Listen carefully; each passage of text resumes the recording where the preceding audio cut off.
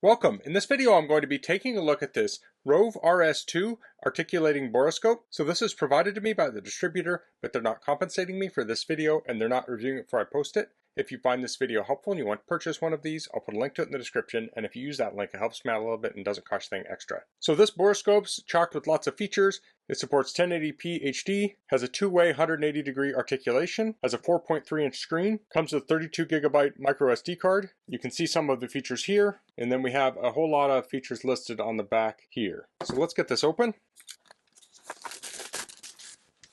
So this comes with a case. Here we have a cleaning cloth, a cap, another cleaning cloth, quick start guide, and manual. Let's take a quick look at these. Well, this is a troubleshooting card. So it says fully charge before using.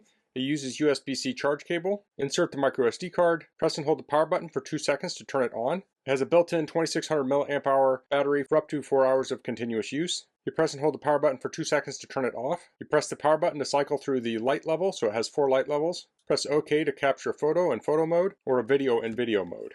We have some tips here on the back. Temperature range is 14 degrees Fahrenheit or minus 10 Celsius to 131 Fahrenheit and 50 degrees Celsius at less than 90% relative humidity. The camera probe and camera head are IP67 water resistant, and then the main unit is not. It says maintain a 2 to 4 centimeter distance between the camera lens and the inspection surface. And here's the full manual.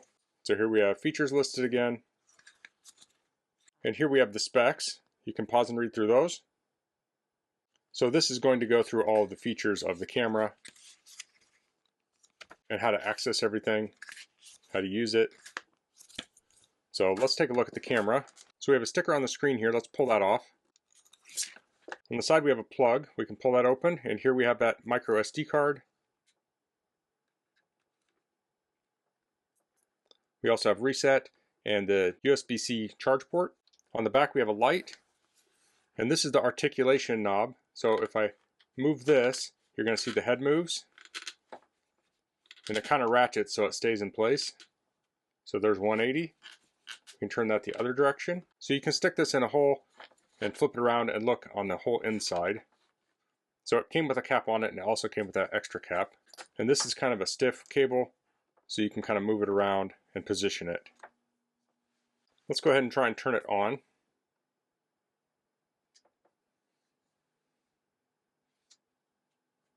Okay, so it's on. It looks like the battery's mostly charged, but let's try plugging it in. So it comes with the USB-A to USB-C charge cable. So we'll get a USB charger. We'll try plugging it in. Now you can also connect it up to a computer to download the pictures from it. So that's plugged in, and it's currently charging at 0.83 amps. Now that can vary depending on state of charge of the borescope. So it has the cap on it. I'll take that off. And now we can see.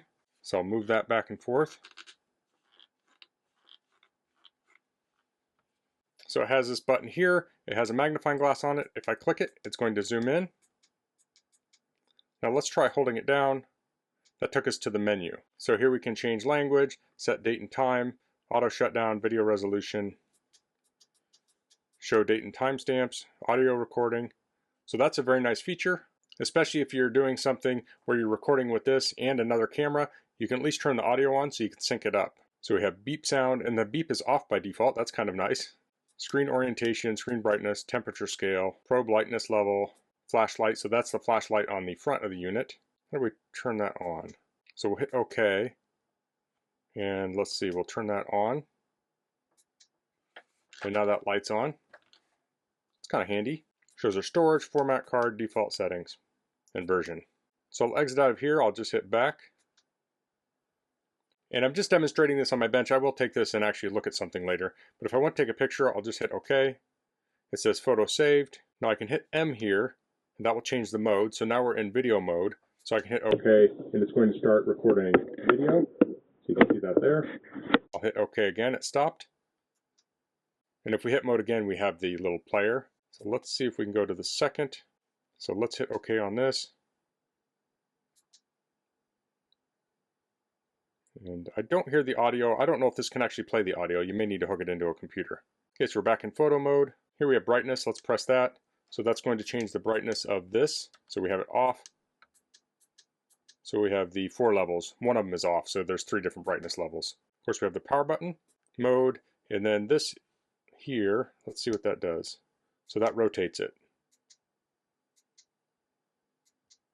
So that can be very helpful. Sometimes your orientation is off, so you can hit that. Now let's hold this down. So when you hold that down, it turns on this flashlight, so you don't have to go into the menu. So that's the basic operations of this. Seems pretty straightforward. I'm going to actually plug this in and let it get charged up, and then we'll go test it out somewhere.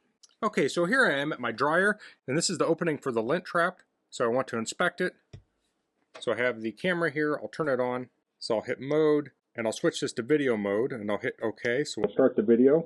So I'll lace this in now. I'm actually going to, it's actually kind of a loop. I'm going to extend this. Now this is around 5 foot. It's just over 5 foot long. So I can stick this in here now, and it's looking pretty decent.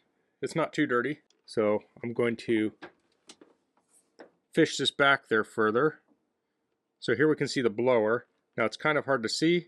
Now when I adjust this up and down, the orientation isn't quite right. So I'm going to rotate the camera. So I just rotated the whole shaft. And now I think we're going to be in a little bit better position. I can rotate this back and forth, and I can have lots of articulation. So there we have a good look at the blower. Now there's a lot of lint kind of around it, but inside of it looks pretty decent. So I might want to get in here with like a vacuum and an air hose and kind of blow that out of there. So with that articulation, I'm able to look around in there as opposed to just looking straight ahead. So here I have an old water heater. This is the port where the anode rod would go.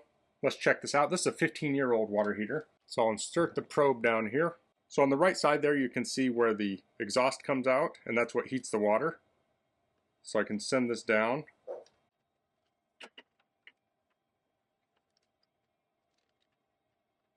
Okay, so I'm near the bottom. I can move this around. So we can see the sediment that has built up over the years after 15 years. So this looks like it actually collects on the dip tube and the anode rod and then falls to the bottom. So there's quite a lot of minerals in there. So I flushed this a couple times, but a lot of that stuff would never flush out anyway. You can see there's very little minerals on the side of the tank itself. Now with the 180-degree rotation, we can actually look up, so we can look at where we're entering the water heater. Let me pull this out a little bit more. So here we can see the hole the anode rod comes up through. You can even see my hand on the other side there. Okay, so I'm out here at my engine, so a common place this might be used is in automotive. This is a Subaru Outback. This is a 2.5 liter engine. Now if I had a leak under this intake manifold, I'd potentially have to rip the whole manifold off to look under it. With something like this articulating borescope, I can just send the scope in there.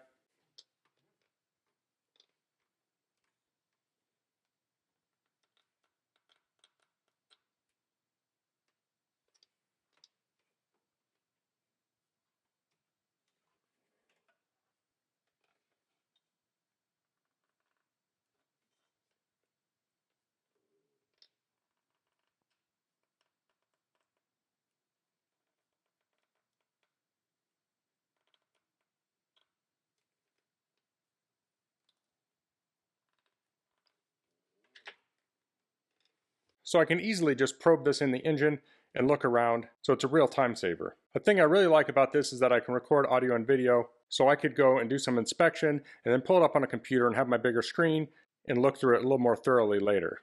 So that's the ROVE RS2 articulating borescope. If you work on appliances, automotive, or any other kind of inspections, I think a tool like this is vital.